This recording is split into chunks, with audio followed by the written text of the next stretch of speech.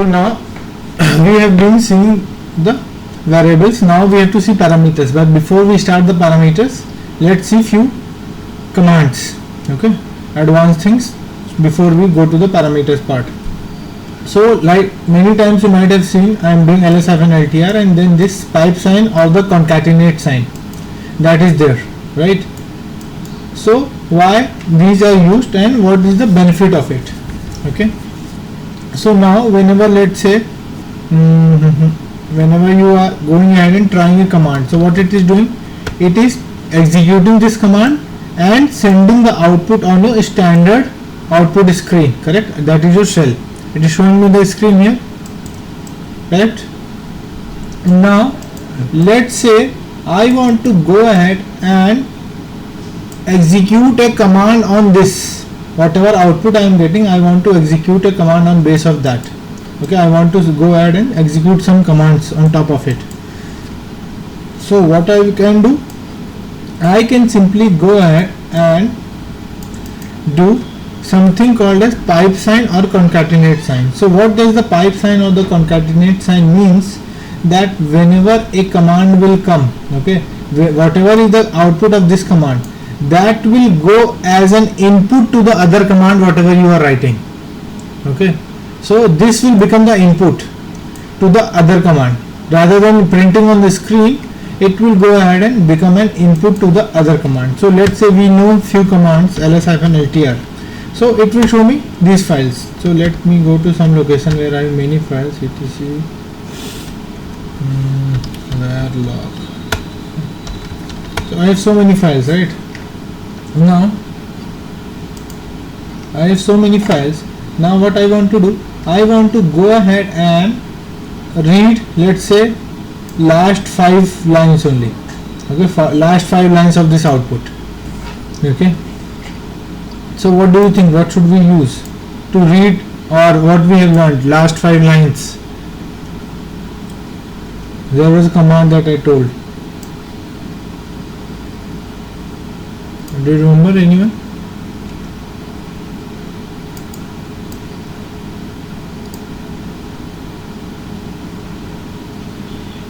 No, normal command. I told you some commands when we were reading the files, right? Cat, more, less, we have seen few commands there, right? So there was a command, if you remember, tail command, tail, right? So tail shows last 5 lines. So normally we were seeing in that file, okay? So now what I am doing, ls-ltr, this output, what it will give? It will give me this output, right? This whole thing, whatever is seen on the screen, this whole thing it will give as soon as I do ls-ltr. Now when I will redirect it, okay, when I will redirect it using a pipe, so what it will say, whatever is my standard output screen, so whatever this part that I have selected, this much, okay, whatever is the output of ls-ltr, this is your total screen output. Now this pipe sign will send this whole thing as an input file to the next command whatever I am writing. Now what I can do, tail -5. I don't need to give any file name because this is will come as an input. So what it will do, it will say from ls-ltr just tail last 5 lines. Getting it? Okay. So it will just show me last 5 lines. Okay. So you can use multiple also. Okay. Now if let's say I want to see this line, only this, I want to only display this secure file. What should I use? Only to display this secure, that is your 5th from the last. No, grep, leave grep for now. Grep we have not studied, right?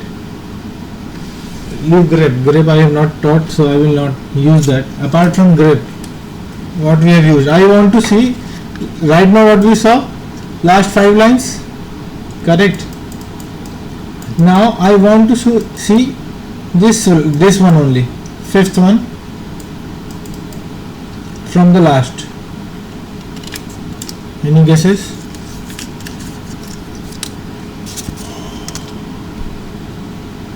Okay.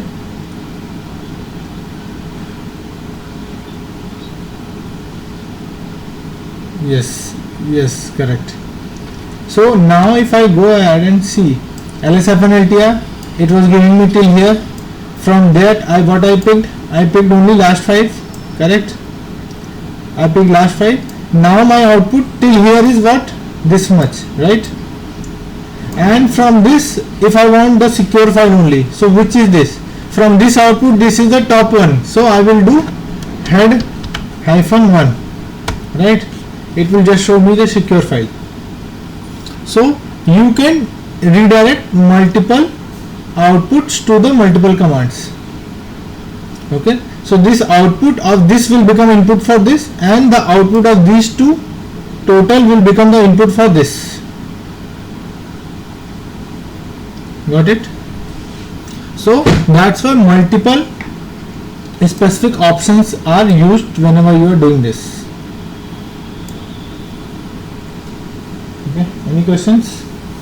So these are again very useful in shell scripting. See, the same commands, tail, head, simple commands, but you have how you have to use them, that's important. Where you have to use them. Okay, command will remain same, but how to use them, that will be differ. Okay, so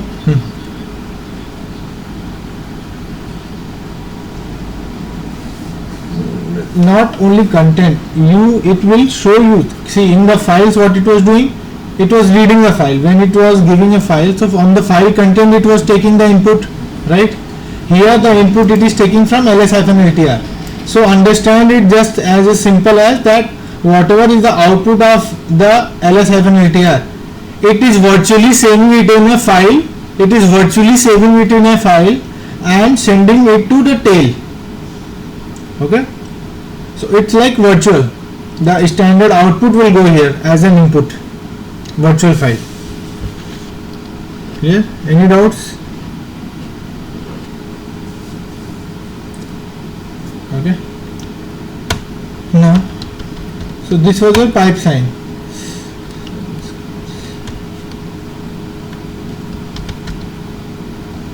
Okay, this was your pipe sign. Pipe sign. Then you have something called as redirect. One is single,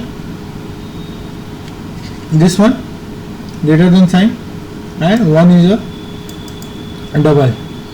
Okay, so these are called single redirect and double redirect. Okay, and then we have something called as T command. Okay, so these are again important. So let's see how they work before we start parameters. Okay, they are very much used in various things. So now let's say I have this file. Okay, I have these files. Now whatever is happening here, right, whatever is output is coming. See, when I run my script, it is printing me some output on the screen, correct? Now I say don't print me anything when you are automating, right? Because you will run the script and you will go away. It's not like every time that you have to monitor it, right? You say, okay, I want whatever will be the coming, whatever would be the output that would be coming on screen, I want it to be sent to a file, right? Just send it to a file rather than printing on the screen, so that file I can check it later point of time. Clear? So for that specific reason, what we do something called as redirect. So this is the sign for redirect. Okay, greater than sign, single greater and double greater. Okay, yeah, so I am showing it, no problem. Just I am first explaining that whatever is the screen output, I don't want on screen, I want it to store in some log, because whenever you will automate, you want to handle the logs also, right? That how the script ran, right? Because you ran it, you don't know whether there was an error, whether it ran successful, right? Because right now we are running manually. In future sessions I will show you how you can schedule that scripts, right? You can schedule that scripts via cron jobs are there. Okay, so that it will, you know that automatically after every 5 minutes it will run, after every 10 minutes it will run. so you don't need to interfere it anytime. So those logs are very important to validate whether the script ran successfully, any errors were there, so better to monitor those logs. So what I can do, whatever is the output of this script on the screen, okay, I want, okay, let's redirect it to a file. So what you can simply do, I will say whatever would be the standard output of this, just redirect. So greater than sign, redirect, and where, which file, okay. So you can give the file location, let's say any path wherever you want, right. Let's say I will say temp first script.log, okay, first script.log. So whatever would be the now standard output, whatever will come as the output, it will go as a data to this file. So whatever would be the output, it will store in this particular file. And if I hit enter, see, now nothing has displayed on my screen, right. Nothing came on my screen, right. Anything you see here on the screen? No, right. So it has sent it to this particular log file. Now if I open this file, if I go to this directory or directly open it from here also, so this log has stored this particular data, so that you validate, okay, what is the data stored in this particular log file. Got it?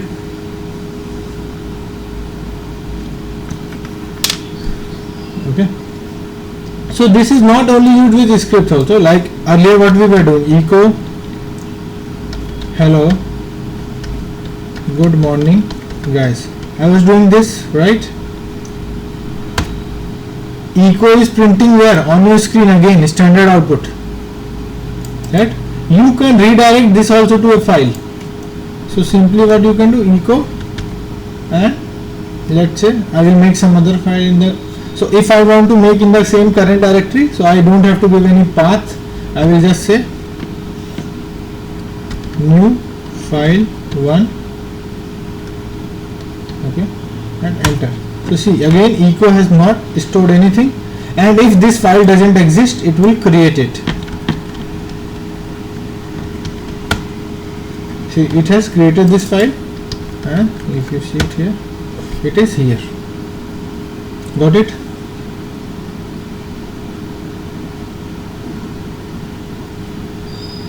It created. This file is never there. This was not there. So even if you remove it, right, let's say I will remove it, rm, right, rm command we have seen, it has removed. Now if I do ls-ltr, no such file or directory, correct, and if I run it again, it will create it. See, got it, it created. Any questions? Okay, so this is redirecting to that particular log file. Now let's say that I will take the echo example only, echo, and this was my file, new file 1, echo. Now I will say today is Friday, okay, and if I do it here, okay, so now if I am doing like this, so what it will do, it will override the file, okay. Every time you are using single greater than sign or the redirect sign, okay, it will override the previously written content, okay. So earlier what I have written in this file, hello good morning guys, right, but now if I am going to say echo today is Friday, only this much part if I would have ran, so this would have printed where? On your screen, okay. But now I am saying no, don't print on the screen, redirect it to a file called as new file. So if I enter it here, you can see the data in this file has changed just now at 8:15, and it has mentioned today is Friday. Got it? Now, but let's say I want that, okay, I don't want to overwrite the data, I want to actually go ahead and append the data, Okay, I don't want that every time it should override the data, it should append the data. So in that case, what you should do, echo it's hot sunny day. Okay, so I want to append it, so rather than using single redirect, use double redirect and mention the file name. Okay, if that file doesn't exist anyways, it will create, but if that file is already there, so whatever content is there in that file, the new content would be appended, the older content will not be removed, the new content will be added to the last of that file. So if I hit enter here, now you can see new file. So today is Friday and it also added it's a hot sunny day. Got it?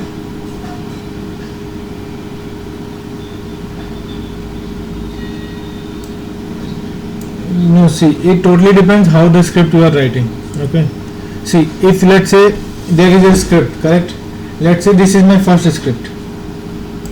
If you are doing lot of commands, lot of things are there, it's like very small scripts right now. When you will be writing in real time, it will be huge scripts. Okay, huge scripts. Let me show you one script if I have kept it somewhere.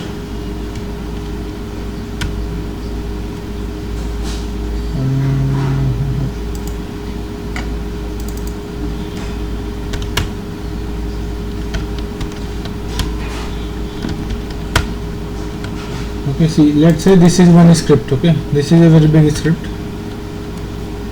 Okay, so see, this is a huge script. Okay, if you see it here. Okay, now if let's say if I'm using log file anywhere, see, now if you see here, I'm redirecting something. Okay, redirecting here, but even that redirect, you don't need to every time define hard coded file names. This file names you can define as a variable, which is should be the file name.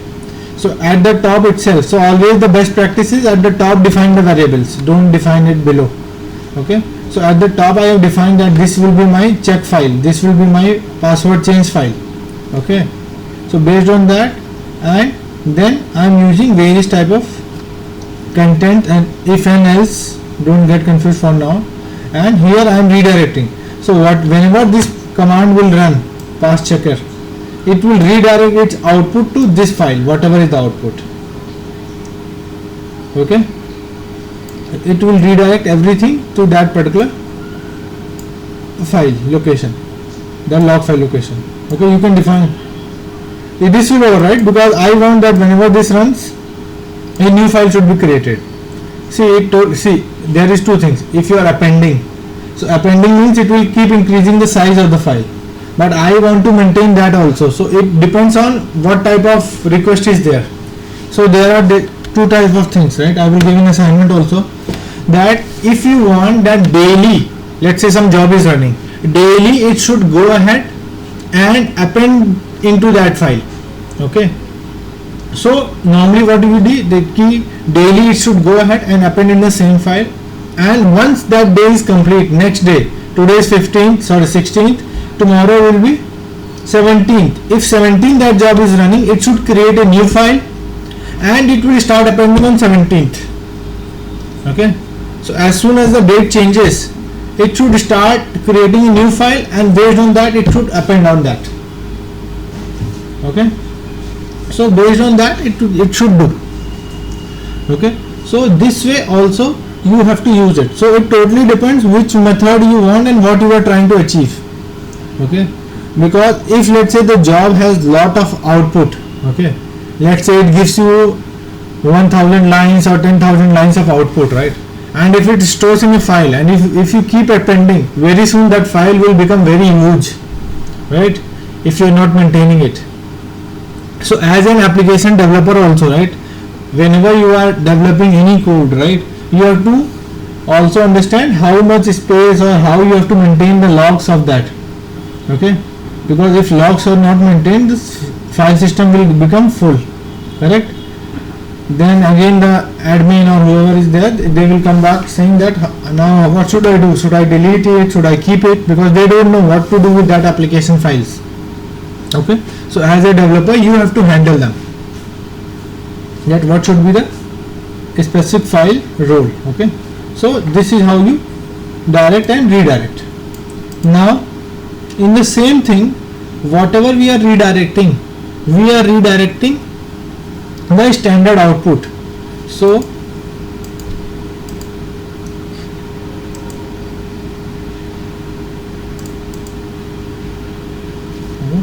whatever we are redirecting are standard output, std out, and there is something called as std error also.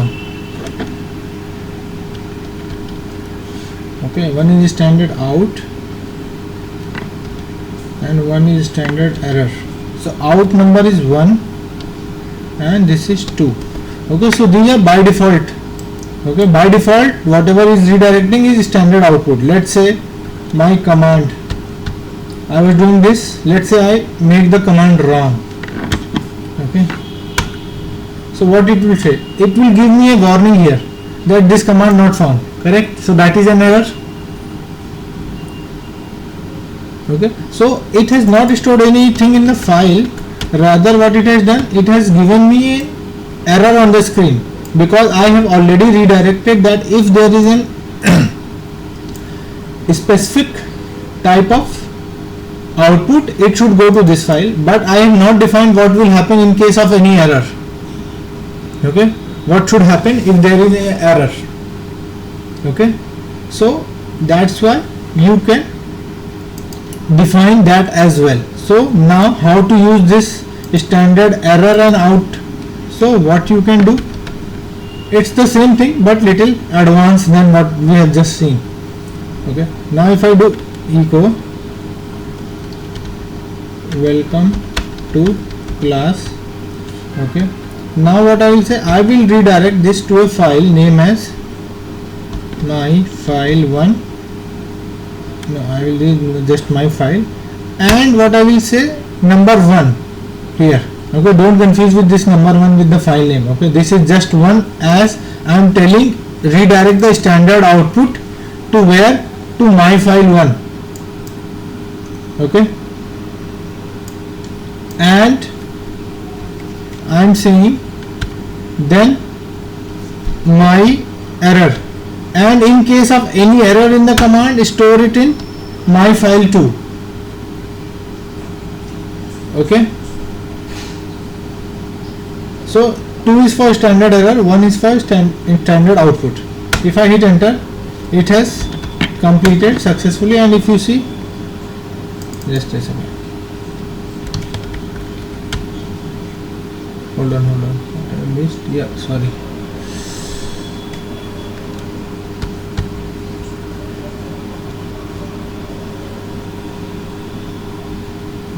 Just a second, wrong. And here you have to define 2, sorry, before that.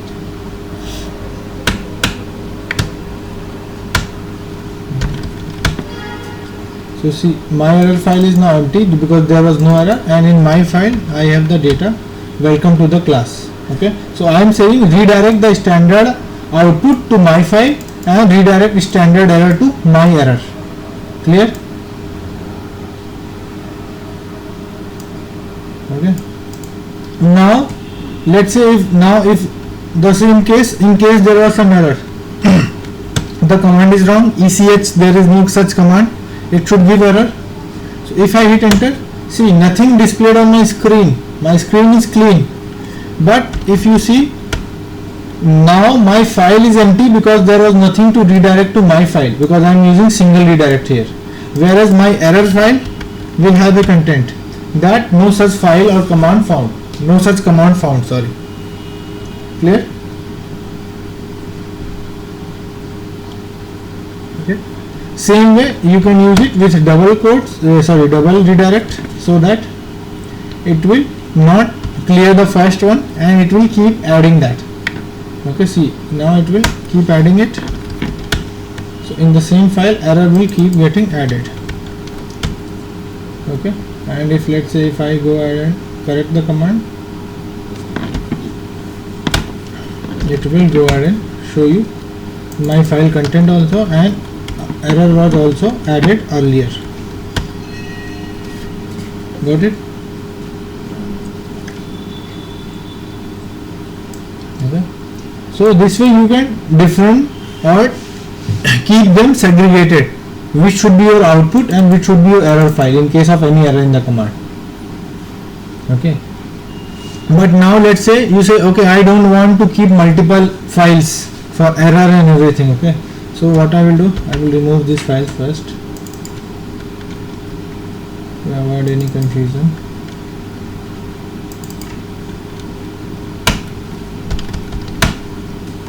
Okay, clear? No such file, no files are there anymore. Now you say, okay, it's very typical to handle the error file separately and output file separately. I want in the same file. Who will check multiple files? Okay, so what you can simply do in the same command, what I am doing, so what I will do,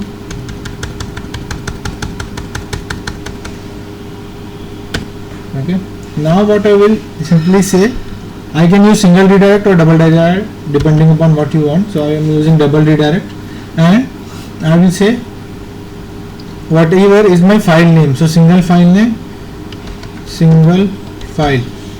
Okay, and what I will say, redirect to, that is the error, and and 1. So what it will do, it will redirect both error and output in the same file. Getting it? So now if I hit enter, see, it will store welcome to the class here in a single file. Okay, now if I let's say make the command run,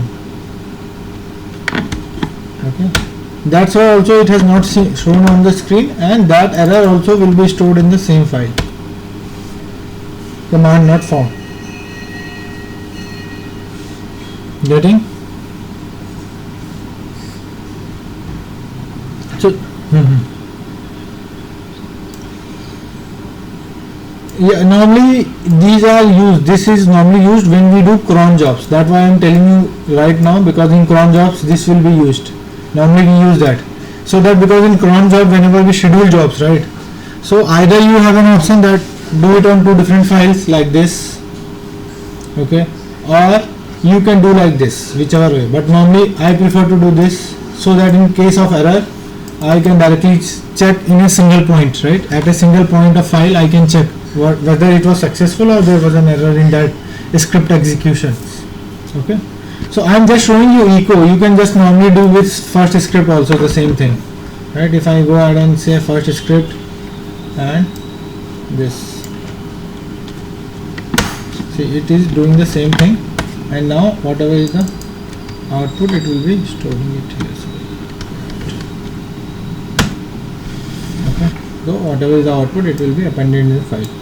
So echo, whether you do with a command, whichever command sends you the output on screen, or whether you want to do with a script, both ways are fine.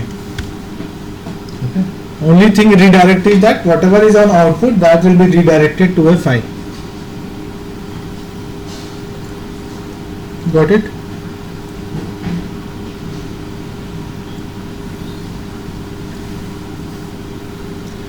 Now once this is done, now next what I have written here is T command. Okay, so this is single redirect, pipe, and now T command. Okay, now T command, so what we just now understood was your redirect, single redirect, right? Single redirect was redirecting. If I am not using anything special, 1 or 2 or anything, then by default what it was doing, it was just simply redirecting my standard output to the file, correct? Now someone thought, okay, this is not a very good practice. I want to store in a log file also, and I want to see on the screen also. So in that case the T command was built, okay, where what it will do, T command will work, let's say how it works. So let's say I want to run my this script, correct, but I will say I want to store. I have one option, I can redirect to a file, correct, so it will store in a file, but that time it will not show me on the standard output. But I want both, store in a file and show me on the standard output. So what it will do, this redirect will not do that. So for that specific reason we have a command called as T command. So I will use pipe sign, that whatever is the output of this, redirect to a file T, and let's say file my T file. Okay, so now what it will do, whatever is the output, it will show on your standard output as well, and also store that particular output in this file, my T file. Clear? And if I hit enter, see, it has displayed me on the screen what should be the output of this script, correct? Plus it will also go ahead and do and create a file here, cat and this file.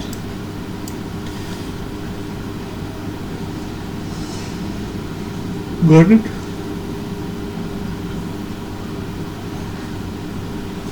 Okay, so this is how it works, T command. But T, yeah, pardon? Yes, let me show you. Don't have anything. Okay. So T, what it is doing, it's like a, if you have seen a T connector, okay, if you have any time seen a T connectors, okay, so T connectors are something like, let's say if I have something to draw here,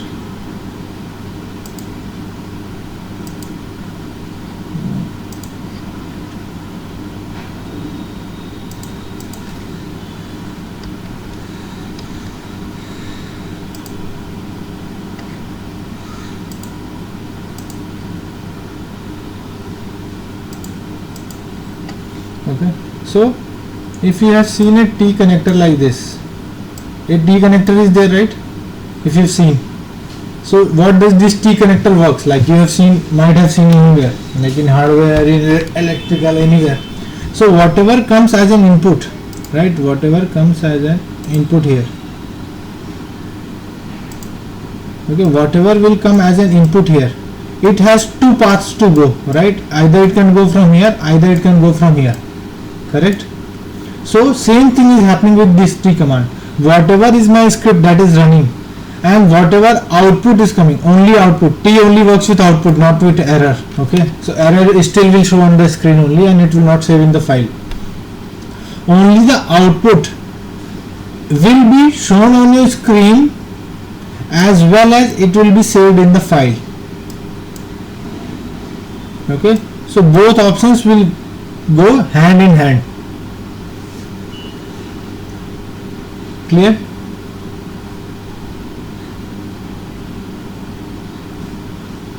Okay, so same thing is happening with T. If there is any error, okay, let's say if I will use something with the echo, okay, so let's say I was doing this and some wrong command, T, and T will also same thing, create the file if the file doesn't exist, and I will say, let's say I will use this file name, single file name, okay. See, there is an error in this command. So T, what it has done, see, it has truncated this file, just truncated, but it was not having anything to store, so it has not stored, because this command never ran successfully. So that's why T has not stored anything. T has created this file or truncated. If that file exists, it will truncate the data, but it has not stored anything because there was no output on your standard screen. So it has not stored that output here. Okay. So same thing, if I correct it now, echo. So welcome to class, there was an output, and this file has that output as well. Clear? Now if you want to append, same thing, if you want to append in T, so you can do that So what I can do, I will use -a, and let's say I will give this file. So -a is for appending, so that file will not be truncated, it will just append to that file. And if I hit enter, so whatever is the output, that's fine, and here the data will be appended in this file. See, the welcome to the class was the earlier one, and the script executant data is here.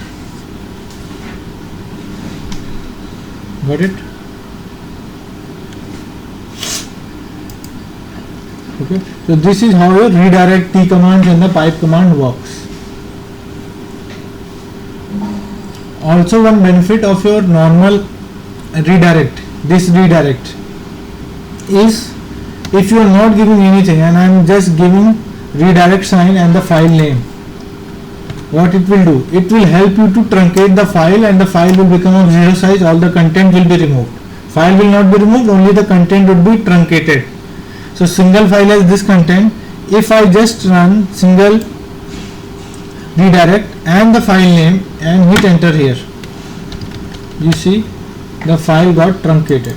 So these is also used to truncate the file.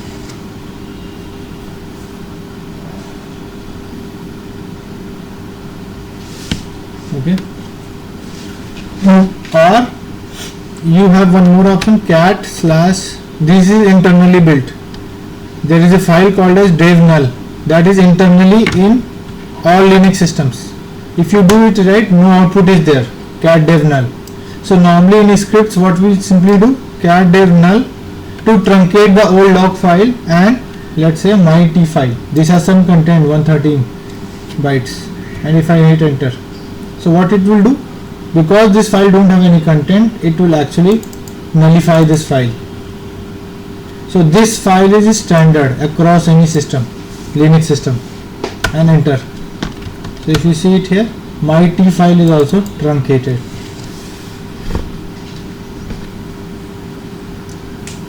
Got it?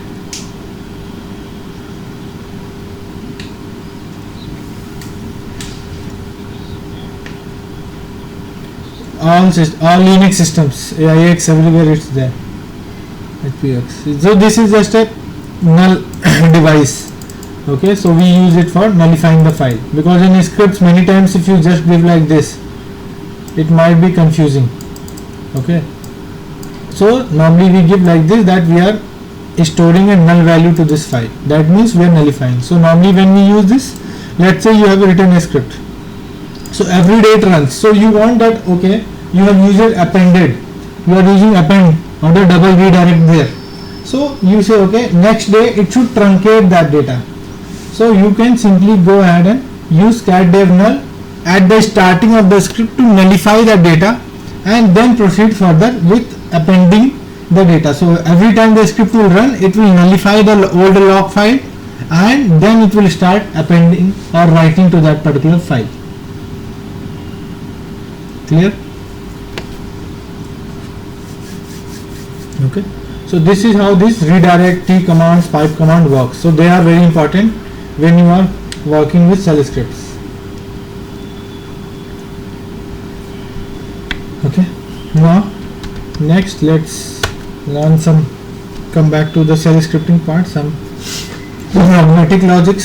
So now we have seen variables yesterday, now we have parameters. Okay, so what are the parameters? Parameters means you want to define certain values from the user, or you want to pass certain values, right? So many times, like if you write any type of scripting or any type of programming language, you might have passed certain parameters, right? That if I pass this value, it should automatically take that value and do the calculation based on that, right? So like it's like your calculator. In calculator you pass two values, like two numbers and a sign, plus sign, minus sign, or division sign, and then automatically it will do the calculations. Okay, internally it will do the calculations. Same way in script also you can define parameters. Okay, so there are two type of parameters: positional parameter and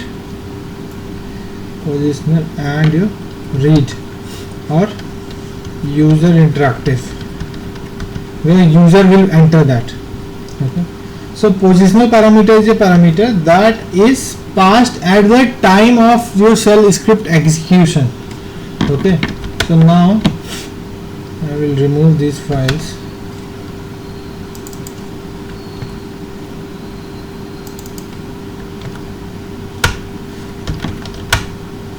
Vi,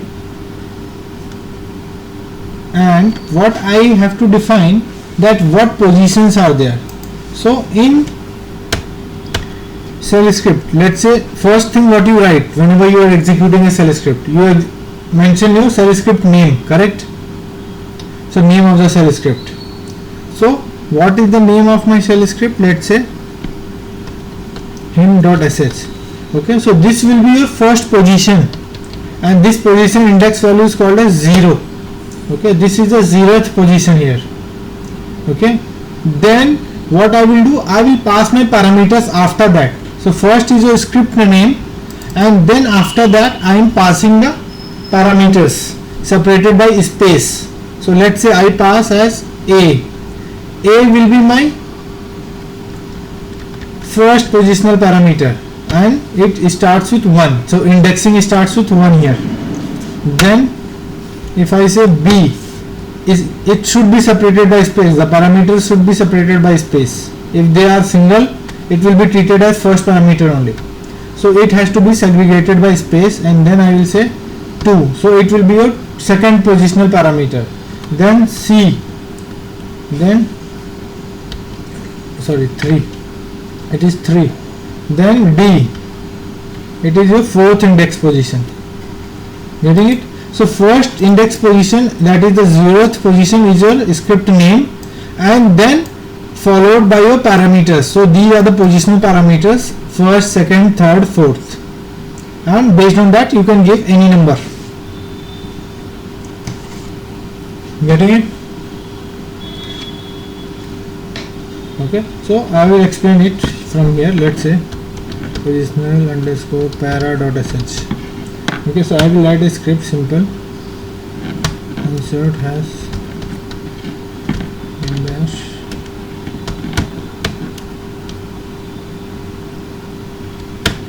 Okay, now for now I am just simply passing a value, and then I will be displaying it. So the first position, what you have seen, first position, whatever script name I give and whatever I write in the first position, that will become the first parameter. So to display your first positional parameter, you can use echo $1, simple. So this is my first parameter. Then echo $2 for my second parameter, echo $3 for my for the third parameter. Okay, and if I just save it, simple, I am not written anything special here right now. Change mode 755 post para. Okay, so this I have written.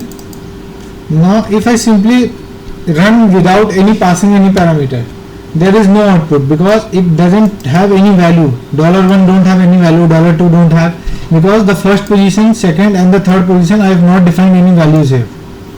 Correct? Good. Now what I can simply do this, and let's say I can do anything. It's not that A and B and C only you have to define. Let's say I will pass first as Fred without spaces, it will be treated as first parameter, then space Rajesh, then space Himanshu. Okay, so it will become your 3 parameters, 1, 2 and 3. So now if I run, so what my script will take, it will take first as a Fred, second as Rajesh and third as a Himanshu, and hit enter. So see, it has just printed it. Clear? Okay. Now this positional parameter you can define any number. Okay, so let me say echo $.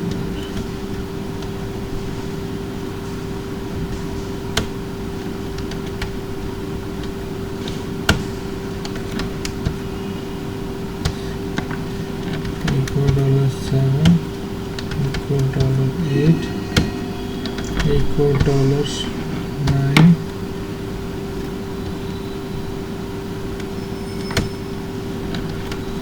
equal $10. So see the difference here, and that is fine, and I will save it. Now if I pass it something, let's say as A first, B, C, D, E, 1 2 3 4 5 6 7 8 9 A B C D E F G H I J 10. Okay, and hit enter. So it should print me 10 parameters. Okay, but if you see till 9 it is fine, till 9 it went fine, but there is a catch. In the 10th parameter J, it should have printed J, but what it has printed? It has printed A and 0. Seeing this? There is a difference here.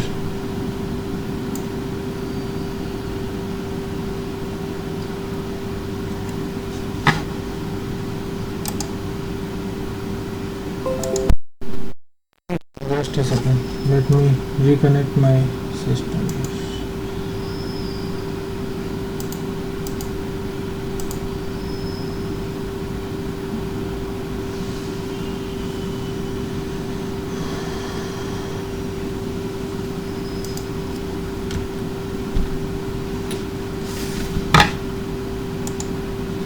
You can see my screen. Okay, so what we were discussing, if you see it here, till 9 it was fine, right? Till 9th parameter it went fine, it printed cool, and it was printed also good enough. But coming to the 10th parameter, it has printed something like A0, right? Why did it did so? Okay, if you see it here, what it will do, so when you are doing like this in the positional parameter, it has taken actually $1 as the parameter and 0 as a normal value. Okay, $1 as a simple specific parameter, so that's why it has printed A, and then it has just printed 0 as it is. Okay, so whenever you are using this, so normally what with variables you can also use, better way is to use it with dollar insert and curly braces, so that it will say okay, this whole is one variable value that you want to get printed. Okay, so now it will give you 10 value. And now if I go ahead and save it, and now if you see the script before running it, so what I have given, I have mentioned that take 10 as the whole and then its variable value $. Okay, now if I go ahead and run it, you see it will print me correctly I and then J. Got it?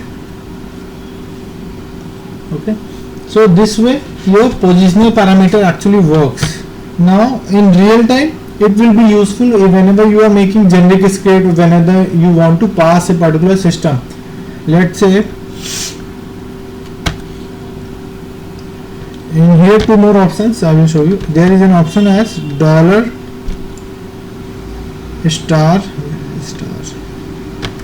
and equal $#. Okay, now see what's the difference between them. If I run like this, so see $* means it will display all your parameters that you have passed in that particular script, so that will be displayed using $*, and $# means it will count how many parameters you have defined. So many times in a script you want to say that okay, before running the script please check whether user has provided 5 parameters or not. If the parameters provided are not 5, then don't execute the script or don't go to the next action item. So in that case itself, you can simply use the $# to validate whether the number of parameters passed are within the required range or not. Clear?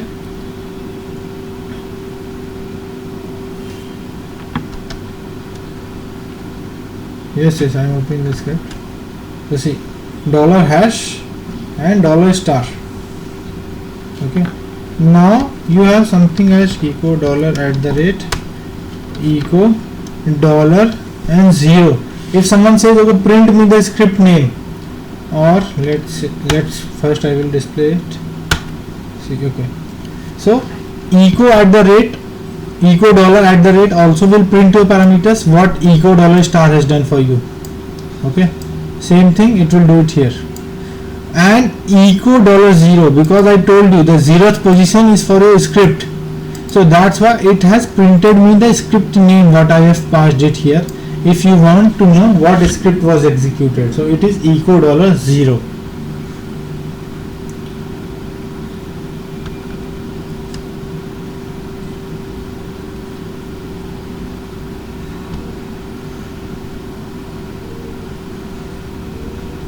Okay, so dollar at the rate dollar star, it will print you the number of parameters, sorry, total parameters passed, and hash will show you the number of parameters. And dollar 0 is your first position, that is your script name actually. Okay, so now how you use them, let's say we were doing something para 1.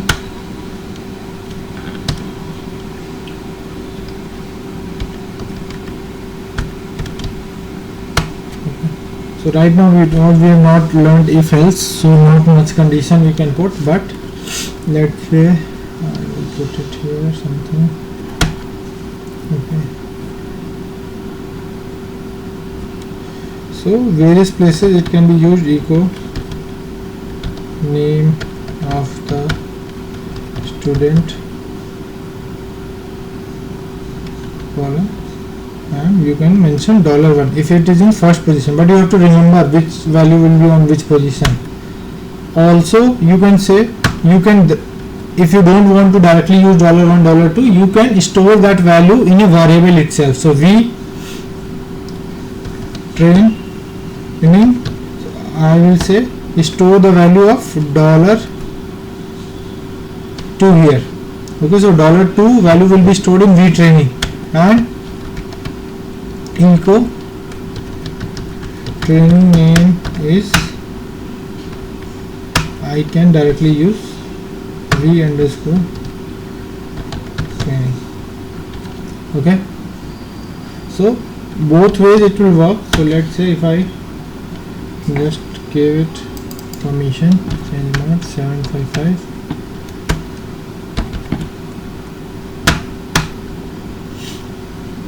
and I will say Rajesh first, and the training name is shell script.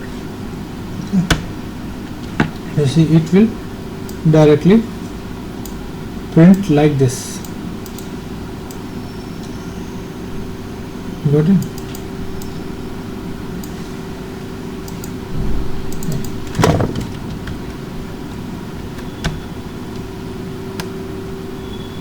Yeah.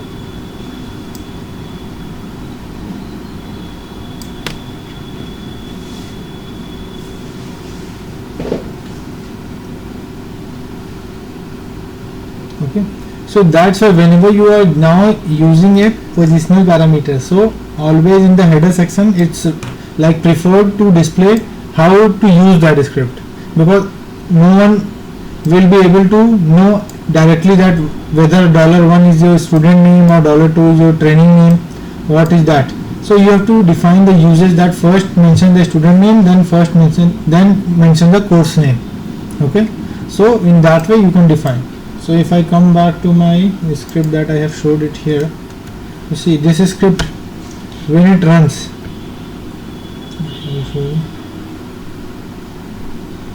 so this script I am using because it has almost everything. So this is actual script, and if you see the purpose I have mentioned how to use this script. So this is an original script from my system, okay, where I work. So how to change passwords on the database level for all like 100 databases with one script. Okay. So what it is doing, uses, I have to run this script and pass two things, either prod or test. If I want to do for test, I will pass test as the positional parameter, and if I want to do for prod, I will do pass prod as my positional parameter. Okay, so based on that, what it will do, so see, here is a condition. Once we learn if else, then you can also write it. So if $1 is a first positional parameter, and before that, if you see it here, what I have told, $hash. Okay, if the total number of parameters defined are not equal to 1, that you have not defined one parameter, not even greater than 1, not even less than 1, not equal to 1. Okay, that time what it will do, it will simply go ahead and fail and exit from the script. Exit, that no parameter passed, either pass test or prod. Getting it? Okay, so this is the real time use, that okay, I need only one parameter, I don't need two, I don't need three, at least one parameter is needed. Okay, so if someone passes one parameter, let's say, so next thing I am checking, before even writing the actual script, we have to make sure that the script passes all the different checks. Now next thing, if the value $1 is test, so I am defining a variable value as testdb. If the $1 else, if the $1 is prod, I am defining it as proddb, the variable value. But in case either of both it is not there, it's not test, it's not prod, then again it will give you that wrong parameter passed, and again this script will exit, it will not do anything. Okay, so two checks I have done here, that whether the script parameters are total 1 and whether they are having the test and prod values or not. Anything mismatch, it will come out again. Got it? Okay, so this is a generic script, that's why I have created, so that I can use this script in my prod systems also and test systems also. Okay, both systems it will go ahead and work without any issues. So if I want to use in prod, I will just pass my positional parameter as prod. If I want to do in test, it will pass as test. Clear? And then I am doing different things that we will understand, for loop, if, functions. That's why I have kept this script to display everything is there written here. Okay, so it's connecting and doing lot of different things. Clear here? And this is whatever the function will run, it will store that output using redirect to this particular file, whatever file name I have defined at the top. Okay, now I will exit here. Okay, so this is a real time how you use it. Okay, so you can use it multiple places with multiple needs. Depending upon your need, you can use that. Okay, now the same thing can be done using a user interactive also. Let's say you say, okay, I don't want to pass in command line, I want the user should input it. Okay, so you can do that using an user interactive script as well. Okay, so what happens in a user interactive script, there is a command known as read command.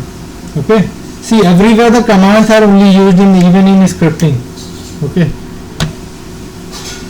so now I will say, so there is a command known as read command, but before read command I want to tell user, if I simply write read here, read, and I want to read in where, in a variable, let's say v underscore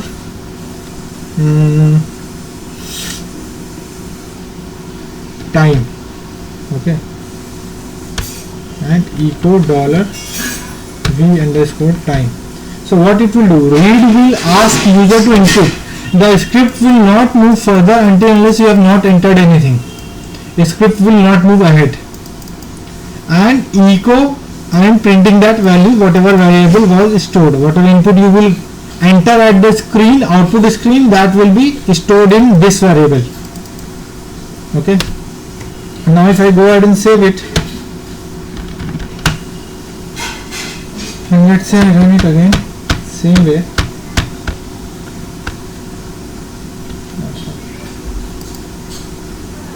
Here I have run it, right? So let's say if I run it here,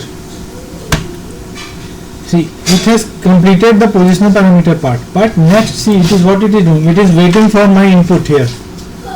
Okay, it is not proceeding further because it's waiting for my input, correct? Yeah, so if I enter anything 8 am, it will take it as an input and then display, because I am doing echo, so it will display on my screen again. Got it?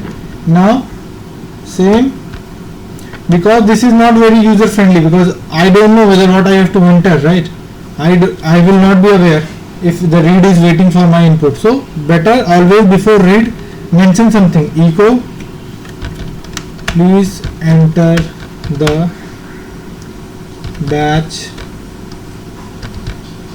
time, right? So what you will do, you have to mention something so that user is more familiar that what I have to do actually. Okay, so I am asking user. Now if I run the same script, see it has printed till positional parameter. Now it is asking me please enter a batch time, so I can do something 9 pm, so it will display me like this. Got it? Same way read command, whatever we have seen other commands, it has also various options, right? So you can always go ahead and read manual of read, so it will have various options that are there, okay, that you can go ahead and use it. Okay, now let's say there is an option in read, insert -s. Okay, now if I enter and if I run the script, see I have entered something, but it will not be displayed on the screen.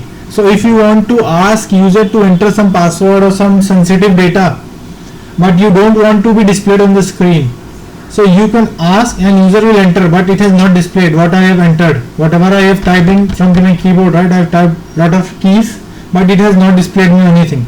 But if I hit enter, so see it has printed me something, whatever keys I have typed. Clear?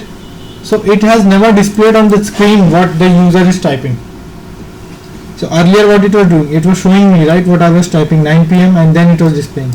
Here with -s is very important option, it will not display anything on the screen whatever you type. Only thing is that you should type correctly. Okay, so it will hide or mask that entity whatever you are writing there. Clear?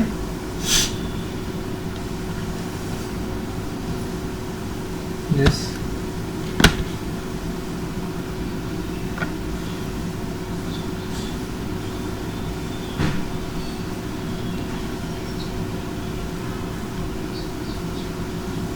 Yeah, but actually that becomes confusing. You can pass it, but it becomes many times confusing.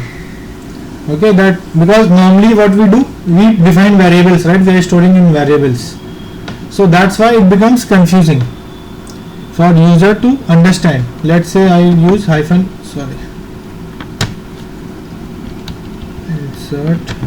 -p, and I have to remove this sensitive.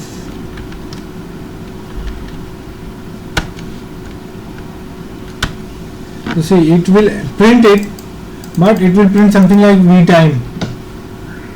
Okay, so how to know what you have to print? Let's say I say 8 am, so it will be very confusing that time, that what value it is being asked.